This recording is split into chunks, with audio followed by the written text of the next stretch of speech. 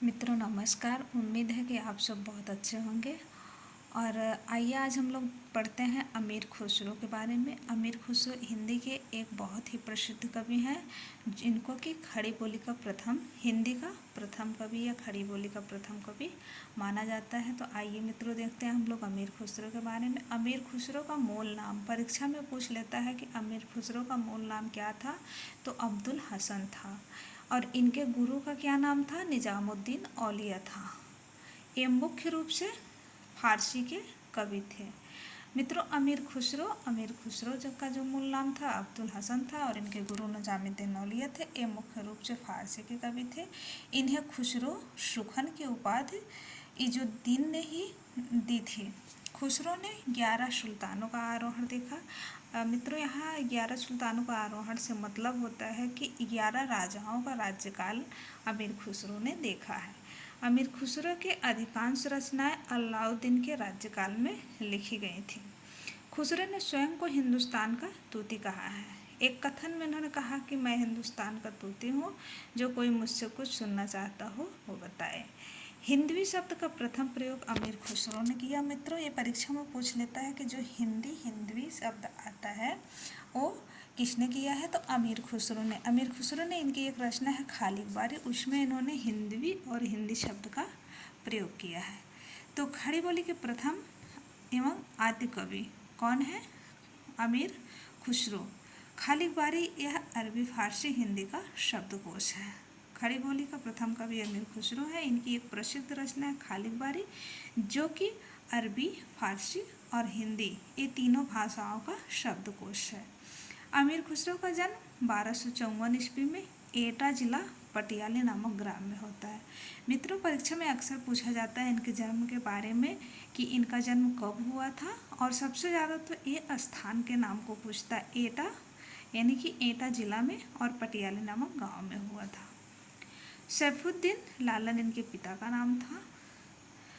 और हिंदी रचनाओं का प्रकाशन, इनका जो हिंदी रचनाओं का प्रकाशन था वो जवाहरे खुशबरी नाम से 1918 ईस्वी में मौलाना अहमद सलाम ने किया था। विशाल हृदय के सूफी अमीर खुसरो, यह एक ग्रंथ है। किसने लिखा था, तो सरला शुक्ला ने।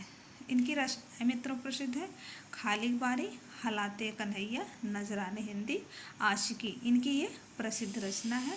और ये मुकरियाँ गज़ल लिखते थे, जिसमें कि प्रसिद्ध है मुकरियाँ। आप जानते हैं मुकरियों को मतलब कि कोई शब्द कह के मुकर जाना, उन्हीं को मुकरियाँ कहते हैं। तो मित्रों अगला हम देख रहे हैं विद्यापति के बारे में, जो कि ये भी लौकिक साहित्य के ही कवि हैं। जैसे अमीर खुसरो लौकिक साहित्य के कवि हैं, वैसे हमारे विद्यापति जी हैं। तो विद्यापति का जन्म जो होता है वो 1350 में होता है। मित्रों अभी हम लोग अमीर खुसरो को पढ़े तो 1254 में होता है। लगभग कुछ मेल कर रहा है इन लोग को जन्म में। तो 1250 ईस्वी में बिहार के बिपसी नामक ग्राम में हुआ था। विद्यापति का जन्म कहाँ हुआ था, तो बिहार के बिपसी नामक ग्राम में हुआ था।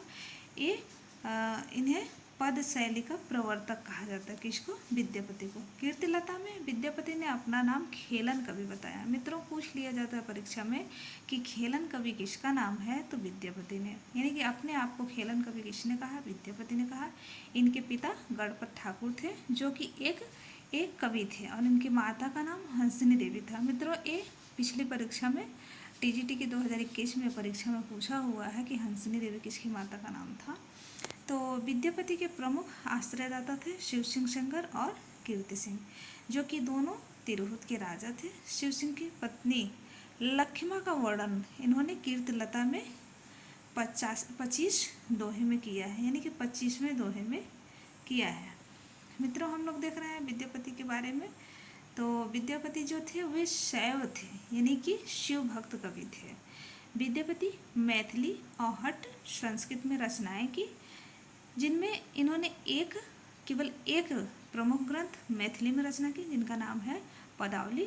और मुख्य रूप से इनके 16 ग्रंथ पाए जाते हैं, जिसमें 2 अवहट्ट में की है। अवहट्ट में 2 रचना जो है जिनका नाम है कीर्तिलता कीर्तिकथा का, एक मैथिली में जिनका नाम है पदावली, और 13 संस्कृत में तो लिखा गया है। मित्रों पहली रचना हम लोग देख रहे हैं 16 रचनाओं में पदावली इनकी रचना मैथिली में लिखी गई, जो कि श्रृंगार रस से पूर्ण रचना है, यानी कि पदावली में श्रृंगार रस का समावेश है। कीर्तिलता अवहट्ट भाषा में हम लोग पहले ही पढ़ चुके ऊपर में, वीर रस प्रधान रचना है, अवहट्ट भाषा है, और कीर्ति पताका में वीर रस में रचना इसकी भी हुई है। भू परिक्रमा संस्कृत भाषा में है। प्राणभूत संग्रह और पुरुष परीक्षा, लिखनावली, गंग्या वाक्यावली, दान वाक्यावली, विभाषार, गया पताका, वर्णकृत, दुर्गा भतिरंगड़ी और मणिमंजरी, द्वैत निर्णय, सर्वसार, नामकरण, इनके ये प्रमुख 16 ग्रंथ हैं।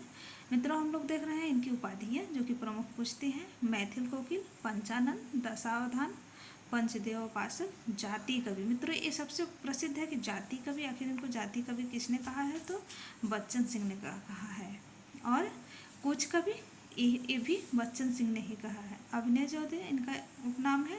नव कवि, आशु कवि, आशु कवि का मतलब होता है तत्काल में रचना कर देने वाला कवि। खेलन कवि, कवि शेखर कंठाहार। और मित्रों हम लोग देख रहे हैं पदावली संयोग एवं विभोग रस की मार्मिक अभिव्यंजना की रचना है। जयदेव के गीत गोविंद का जो प्रभाव है उपजीवी ग्रंथ है। ये जयदेव जो है ये संस्कृत के कवि हैं। गीत गोविंद इनकी रचना है और इसी के उपजीवी के आधार पर पदावली की रचना इन्होंने किए हैं। तो मित्रों बस इतना ही, आगे हम लोग पढ़ेंगे विद्यापति की और रचनाओं के बारे में। जय हिंद जय हिंद।